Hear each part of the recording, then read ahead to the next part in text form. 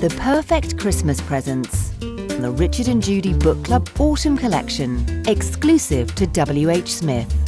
Buy online now at www.whsmith.co.uk/Richard and Judy, or at your nearest branch of WHSmith.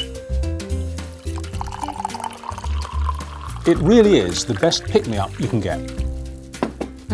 Lovely cuppa. Always does the trick. And the perfect accompaniment to a good book. Obviously along with a couple of decent biscuits. And I can recommend a good book too. The Tea Planter's Wife. Great choice. With her straw hat in one hand, Gwen leant against the salty railings and glanced down again. She'd been watching the shifting colour of the sea for an hour, tracing the shreds of paper, the curls of orange peel, and the leaves drifting by. Now that the water had changed from deepest turquoise to dingy grey, she knew it couldn't be long. She leant a little further over the rail to watch a piece of silver fabric float out of sight. When the ship's horn sounded, loud, prolonged, and very close, she jumped, lifting her hand from the rail in surprise. The little satin purse, a farewell present from her mother, with its delicate beaded drawstring, slid over her hand.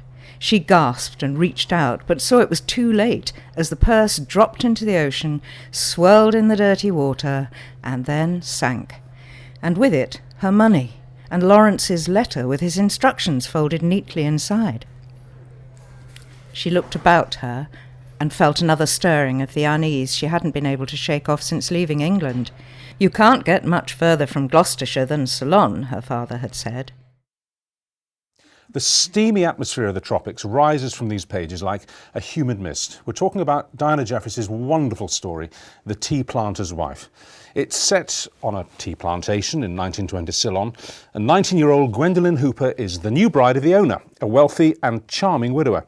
But her romantic dreams of marriage are overshadowed by echoes from the past, an old trunk of musty dresses, an overgrown and neglected gravestone in the grounds.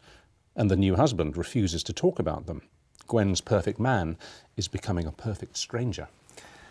I think this is a terrific book. We both did. We really, really enjoyed it. And before we get into the intricacies of the plot, that which we can give away at this sort of early stage, what I really enjoyed about it was this depiction of this type of British woman. It was very much the end of an era. You know, the colonial era was almost over, but still, 1920s, these young English girls, colonial girls, were going out on a wing and a prayer, really, you know, with a suitcase and a hat box to start a brand new life on the other side of the world. Not like the backpack travellers today. They're on their mobile phones and their iPads and all the rest of it, and they can come home on a short-haul flight anytime they like. These girls were out there for good, and they were extraordinary, weren't they?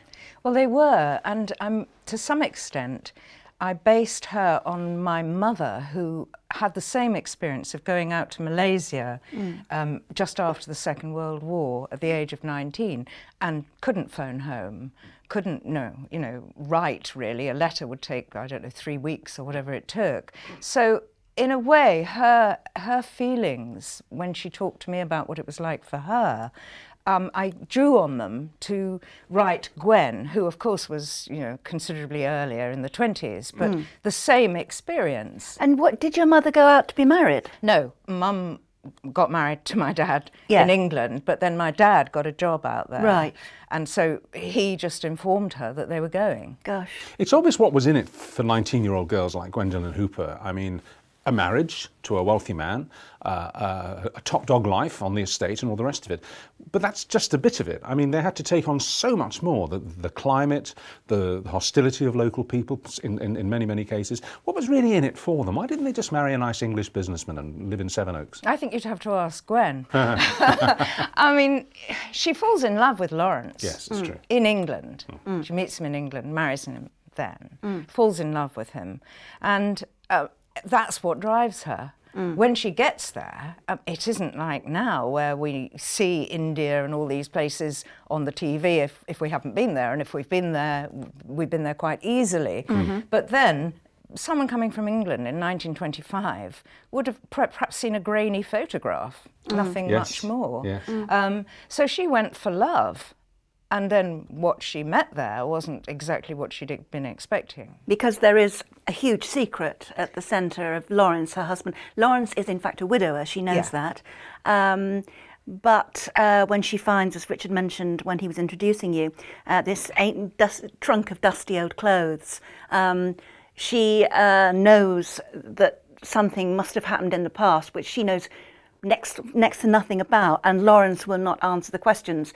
And the reason, we don't find out until much, much later, the reason is, I would have thought something which perhaps happened quite often in those days, but we don't want to go into detail, so I can't really pursue that line of inquiry. But she's Gwen's a very admirable character in many ways. She's very strong. Most 19-year-old girls these days, they wouldn't know what had hit them. No, I know. I mean, she's very naive in some ways and very romantic. Yes. You know, she's expecting this idyllic life. Yeah.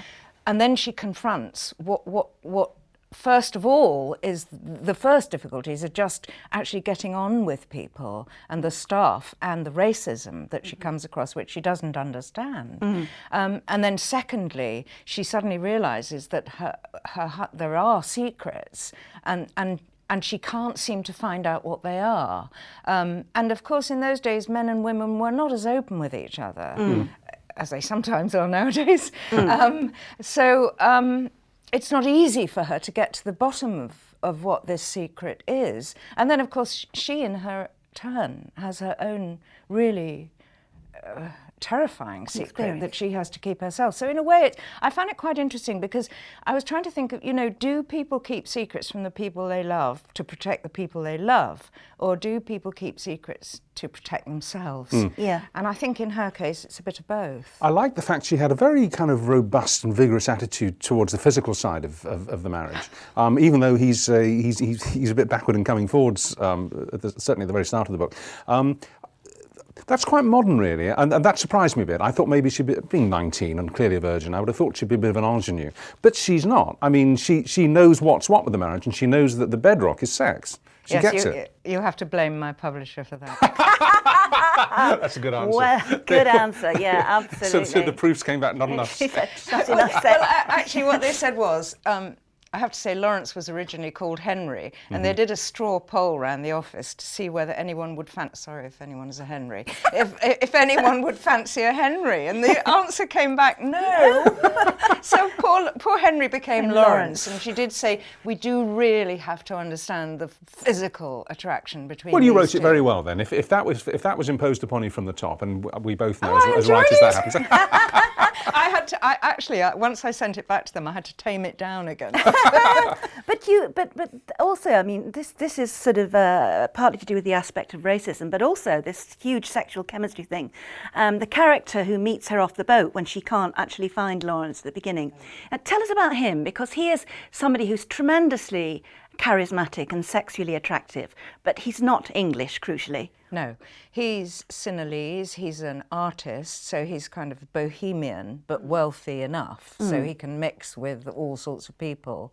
And I don't know where he came from, because I was writing that first scene, and suddenly this bloke was speaking, and he wasn't in the story. Really? Because he becomes absolutely crucial. Absolutely crucial to the story. Can I just say something? I had exactly the same experience writing my first book. Did you? A French woman started to speak to me in a marketplace in Nice in 1952, and she came from nowhere, and she became central to the plot. Isn't it weird? I know, it's Yeah. so It's like being haunted, weird. isn't it? Yeah. I mean, he came from nowhere, and he became very important, and I quite enjoyed actually sort of then finding out who he was and writing about him.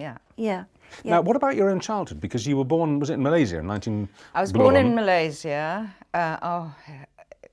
Ages and ages and millions of years ago. And what kind of an upbringing did you have? Were there any parallels, any points of contact? No, not really. No. I went to a mixed-race school, the Convent of the Holy Infant Jesus in Johor Bahru, and we moved every year because my father was Assistant Controller of Posts. He was brought in to organise the repair of all the postal systems after the Japanese occupation. Right. So we moved every year, and I mean, it was an idyllic childhood in the sense of being brought up where you don't go to school till you're 6.5 and then only for 3 hours a day. So, and in a gorgeous place with wonderful beaches. Having said that, there was the emergency going on at the time, which did cause problems for my parents because This was the uprising.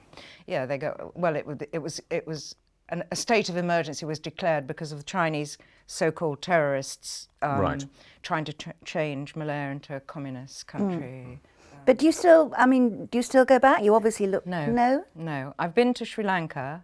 I stayed on a tea plantation beside a lake in the misty hill country, the tea country. Loved it. I've been to Vietnam for the next book, and I'm just about to go to India. Oh, right. So it looks as if then your novels are going to be set in the Far East. Well, that's the first, likelihood. second, third and fourth. Well, that's a yes then. Well, this is a wonderful, wonderful example of what we're going to be reading. The Tea Planter's Wife. Who says on the front here, Judy? I haven't got my reading glasses on. Oh, that's Santa Montefiore. That's right. She says it's her ideal read and she couldn't put it down. Thank you. I think that sums it up for a lot of us. If you do buy this wonderful novel from WHSmith, you get a bit of extra bonus in the back that you will not get if you buy it anywhere else. I'm just telling you that for your own good. You basically get all sorts of extra information about the book, the writer, and a Q&A that Judy and I conduct in print with questions that we haven't asked here and some very, very interesting replies. So many, many congratulations. Thank you. It's Thank you for a terrific choosing read. it. Thank you. Thank you, Very Dinah. grateful. Thank you. I write because I'm obsessed by writing. When I started writing, I didn't know this was going to happen. I just thought I'd have a go. I'd always enjoyed writing, but I'd never written a novel, and I just thought, well, maybe it's time to have a go, try and write a novel, and I did. And then, of course, I fell in love with it, and there isn't any difficulty. I'm happier writing than anything else, probably than anything else apart from my grandchildren. So I write because I love it. I get up quite early and I go outside first of all and have a cup of tea because I like to sort of be in the fresh air before I begin writing. And then I'll go up to my writing room after a very light breakfast and I start writing. I have to be prized from my seat by my husband for a cup of coffee or a cup of tea, and I'm supposed to get up and walk around, but I tend not to. And I just write for as long as I can each day, every day. And that's basically what I do. If I get stuck, which I don't usually, but if I do get stuck, there are various ways of dealing with that. Sometimes it's just good to watch a film or read another book or go for a walk. But my favourite, especially if it's the middle of the night and the neighbours can't see, is to go out into the garden and walk on the lawn with no shoes on. Now, if I was a bit more of a hippie, which I once was, but I'm not now, I would say to connect with the earth energy.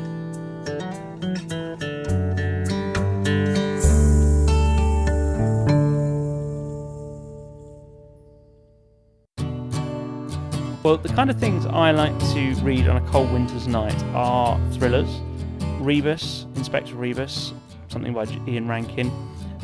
His books really do captivate me. Sometimes, particularly with the new novels, when I don't know what's going to happen, I am just drawn totally in and I will read and read and read and read until I get to the end. The last Rebus novel, Saints of the Shadow Bible, I read in 2 days flat. I was just so captivated by it. The kind of thing I might want to read going into the autumn. I really want to get my hands on the second in the trilogy of the Wolf Hall books, Bring Up the Bodies, because I haven't read it yet. I've been told it's fantastic and I really need to get onto it because otherwise she'll have brought her third one out before I know it. One Day by David Nichols. Now, I thought it was a really good, well set out book. The structure's fascinating right from the word go, because it takes a day from each year, from 1988 right up to sort of current times. And the will they, won't they relationship between the main female character and the main male character is quite interesting and keeps you thinking and wanting to read on and to find out more about their lives. And it's a book that lived long in my memory afterwards. I've only ever read it once, I've not seen the film. I thought it was quite a captivating story. On a particular winter's evening, dark and cold, I'd like to curl up and sit on my sofa and I'd like to read the Alexander McCall Smith books. Easy reading, quite funny at times, down to earth, and it sort of makes you feel happy inside you. What I really liked about this story was the courage which it conferred on the central character, this young 19-year-old girl, not going off on a trip to Rome, not going off on a backpacking holiday with 3 or 4 friends for security, as indeed you should do, to the Far East and to Thailand or Malaysia or wherever, but a 19-year-old British girl going off on her own with her trunks and a hat box and her courage, and with no means of communicating with home along the way or once she's got there, except for letters which might have arrived maybe once a month, no airmail back in those days, certainly no telephones. In other words, no way back. A full commitment, not just to a destination, but to a marriage, to a life, to a family in a far-flung place. And I just thought that was something that filled me with admiration. It is, and once Gwen gets there, you kind of feel at age 19, she's married this guy, she's married him, she meets him in England, she marries him, and he is a tea planter, he lives in Ceylon. And therefore she has to follow him, she has to go and live there with no idea of what it's like out there. And what it's like out there is tremendously hot and tremendously alien to anything she's ever known. But she is, she's only 19, she's naive in many ways and romantic, but nevertheless, she's really strong and she copes with a completely new environment, not seeing her parents again, all the rest of it. She copes in an incredibly strong way. And when she gets there, I mean, it's all right at first, but then very quickly things start to fall apart as these secrets from the past begin to kind of protrude almost like sort of corpses rising from the ground. This mysterious trunk full of old clothes, what looks like an old grave, or maybe 2 graves, in the overgrown gardens of the villa. Stuff like that, which her older husband hasn't told her anything about and won't talk about when she raises them. She knows that Lawrence, her husband, is a widower. Yes. She knows he's been married before. But that's all, and that his wife has died. Yes, but any follow-up questions are completely exactly, he won't down. talk about it. So she's existing in this completely new country, surrounded by strangers, and also surrounded by this impenetrable mystery. Because the marriage is not as advertised. No. There is clearly something going on there. And he is clearly, as much as she loves him, the husband is clearly very unhappy about something. And troubled and damaged. And yet she hangs on, and yet she doesn't cash in her stuff and get a steamer and go back to Blighty. She carries on and sees it through. And I loved all that. I love the atmospherics of the writing. I love the sense of place, the sense of climate. And first of all, the heat is very gentle, it's very light, because this is where tea is grown and it isn't that hot, it's not that steamy, but later on you do get these steamy interludes. And I just thought the whole thing was an incredibly rich package and just a wonderful story to read on a winter's night. But those girls had to stay on. They had to, because they were married. They had a completely different attitude towards marriage than we have. Yep. She couldn't say, OK, that's it, I'm going back to mum and dad. That would have meant giving up her marriage and disappointing her own parents terribly. So those girls really had to hang on and make the best of what they had. It's a great story. And it's a book that you'll be glad to read. Any more biscuits left, Judy? I'll have a look. Meanwhile, you should get set for more twin trouble. Oh God, the kids aren't coming around again, are they? No, I'm talking about the Ice Twins. Hi, I'm S.K. Tremaine and my book is The Ice Twins.